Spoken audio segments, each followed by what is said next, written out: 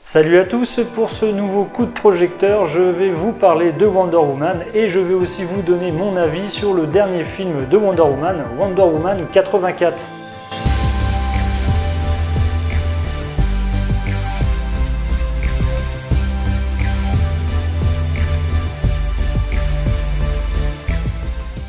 Wonder Woman est une Amazone née sur l'île de Themyscira.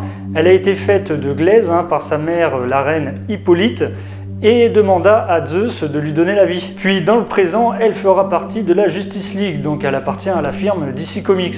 Elle est très souvent équipée d'un lasso de vérité. Une fois que son ennemi a touché le lasso, il peut dire que la vérité. Elle est aussi équipée de bracelets pare-balles qui lui permet aussi de faire une énorme onde de choc une fois les deux bracelets qui s'entrechoquent. Elle a aussi un bouclier et une épée. C'est aussi un énorme symbole pour la lutte féminisme, car au fil des années, les scénaristes l'ont représentée comme telle. La première fois qu'on a vu Wonder Woman à l'écran, c'est dans les années 70, où Linda Carter jouait le rôle titre pour une soixantaine d'épisodes. Ensuite, s'ensuit des projets annulés pour des films et des séries, jusqu'à ce qu'enfin Wonder Woman apparaît pour la première fois depuis un certain temps au cinéma dans Batman vs Superman, l'aube de la justice, où Gal Gadot a été choisie pour prêter ses traits au personnage. Le personnage aussi est apparu dans l'excellente série animée La Ligue des Justiciers au début des années 2000, où j'ai eu beaucoup de plaisir à regarder tous les samedis matins. En 2017, le premier film Wonder Woman est sorti et réalisé par Patty Jenkins. On suit l'enfance de Diana et aussi le moment où elle quitte l'île avec Steve Trevor,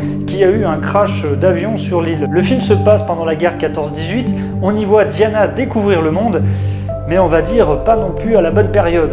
Car le méchant de l'histoire n'est autre que le dieu de la guerre, Arès, qui a eu un lourd passé avec les Amazones. Laissez-moi vous expliquer ce qui s'est passé. Maintenant que les Amazones sont sur leur île appelée Themyscira, cachées du monde extérieur et qui ont juré de ne plus se soucier du monde et des hommes, car Arès, le dieu de la guerre, les a trahis et a détruit leur première île, Themyscira, et a asservi les Amazones, qui ont été libérées par Athéna en échange de la paix. Pour revenir au film, le personnage est très bien écrit et très bien interprété par Gal Gadot. Il a eu un énorme succès commercial, critique, et un énorme succès vis-à-vis des fans. Il a même eu un box-office plus important que Batman vs Superman avec 822 millions de dollars de recettes mondiales. Suite à ce succès, la Warner Bros lance le deuxième opus de Wonder Woman, appelé Wonder Woman 84, qui a longtemps été repoussé avec la pandémie du Covid-19. Le film est sorti en salle et sur la plateforme HBO Max aux États-Unis, et en France, il est sorti directement en Blu-ray. Et donc je vais vous dire ce que j'ai pensé du film tout de suite.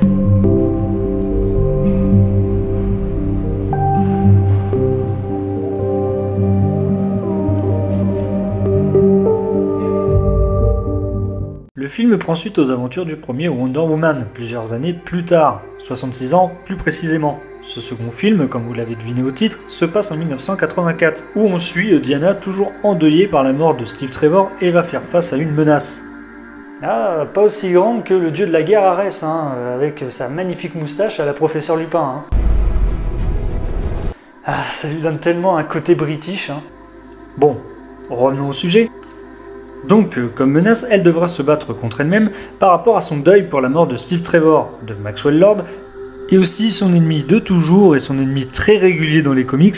Je vais bien sûr parler de Cheetah, Barbara Minerva. Alors tout d'abord, laissez-moi vous présenter le casting. On a toujours Gal Gadot et Chris Pine qui reprennent leur rôle du premier film, et s'ajoute Pedro Pascal qui joue Maxwell Lord, qui est très différent du personnage des bandes dessinées, et Kristen Wiig qui joue Barbara Minerva et son alter ego Cheetah, l'ennemi juré de Wonder Woman dans les comics, qui dedans les obtient bien différemment dans ce film. Pour parler des personnages, on va commencer par Barbara Minerva, qui est quelqu'un pas sûr d'elle. Elle fait un peu le cliché des nerds ou des geeks qui n'ont pas trop d'amis. Elle aura comme alter ego plus tard Cheetah. Elle obtient ses pouvoirs suite à un vœu fait avec une pierre magique, à la différence des comics où là elle l'obtient en faisant une expédition dans la jungle africaine, sacrifie son collègue pour pouvoir devenir immortel en buvant le sang de sa victime en échange d'être transformé en cheetah par le sorcier d'une tribu africaine. C'est très dommage d'ailleurs, on ne la voit pas suffisamment car je trouve que c'est un personnage très intéressant chez DC. Ce personnage n'a pas beaucoup d'amis et rejette toute sa colère, son côté sauvage en devenant cheetah. Et derrière cet animal féroce se cache une femme très émotive, gentille, qui ne ferait de mal à personne, mais qui a voulu survivre et en a payé le prix de son humanité en devenant Cheetah. Et je trouve que ça a été bâclé dans le film et que le personnage est raté et très vite oubliable. Comme deuxième personnage, Maxwell Lord est aussi traité différemment dans ce film.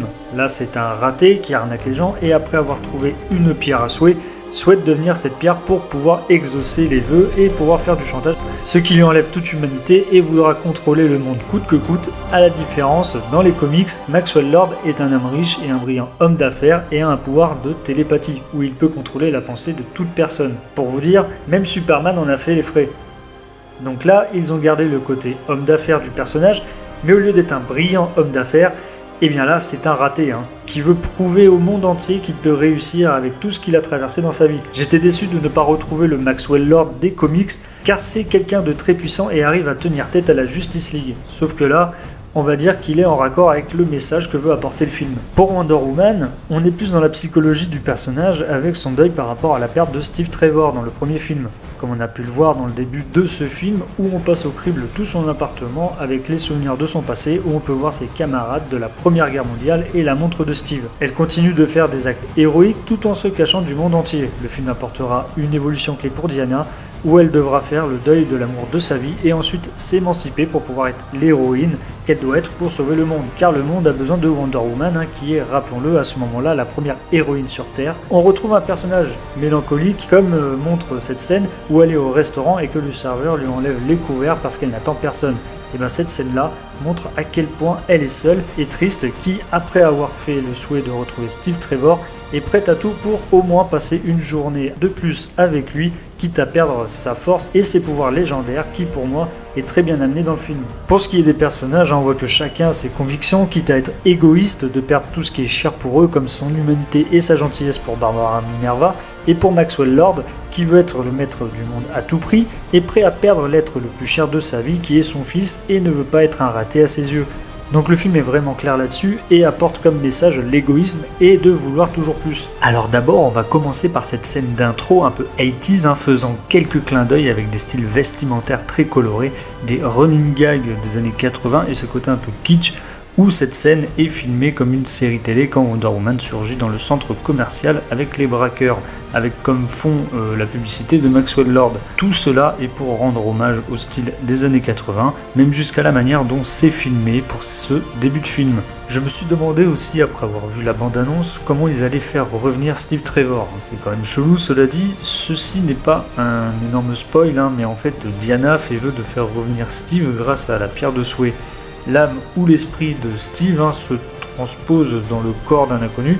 Cela me paraît logique qu'il le fasse revenir, mais ça reste tout de même bizarre quand on pense que Diana va passer tout son temps avec un inconnu. En tout cas, je me demande vraiment où est passée cette personne. J'ai trouvé des choses intéressantes, à l'inverse du premier film, où c'est Steve Trevor qui lui fait découvrir le monde à cette époque-là. Et bien là, c'est Diana qui lui fait découvrir le monde en 1984. J'ai trouvé l'idée plutôt bonne, ainsi que l'idée de l'origine de l'avion invisible. Je vais pas vous le cacher, je ne sais pas toujours pourquoi il est invisible, mais dans le film ça paraît plutôt logique et c'est bien amené, vu que Diana s'est entraînée tout ce temps pour essayer de rendre les objets invisibles, elle arrive à rendre l'avion invisible, et si on pense que c'est une demi-déesse, c'est finalement normal qu'elle y arrive. La musique du film est plutôt bien, on retrouve encore une fois Hans Zimmer, elle a été légèrement changée car dans la version de Snyder, le personnage est plus mature, donc la musique est un petit peu plus rock, tandis que la version de Patty Jenkins, elle est plus noble et romantique, donc la musique est plus douce dans cette version-là. Mais j'ai plus une préférence pour la version de Batman vs Superman et Justice League Snyder Cut, pour la musique de ce personnage. Pour moi, la scène finale est moins spectaculaire que le premier Wonder Woman, alors peut-être que du fait que Zack Snyder n'est pas crédité au scénario, il y est pour quelque chose,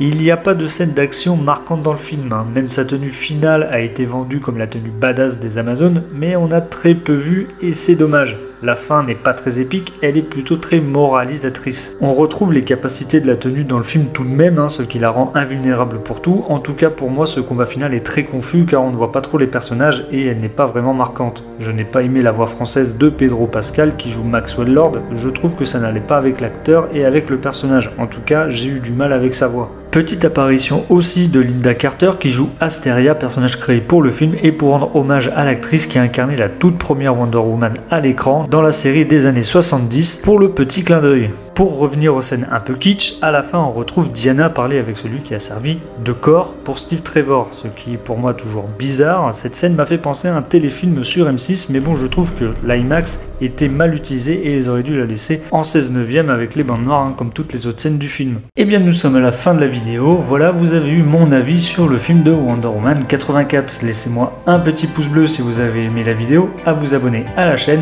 On est de plus en plus nombreux sur la chaîne et sur Twitter, je vous en remercie. Et je vous invite à venir sur mon Discord, je vous mets le lien en description et vous êtes les bienvenus. Moi je vous dis à une prochaine vidéo, ciao!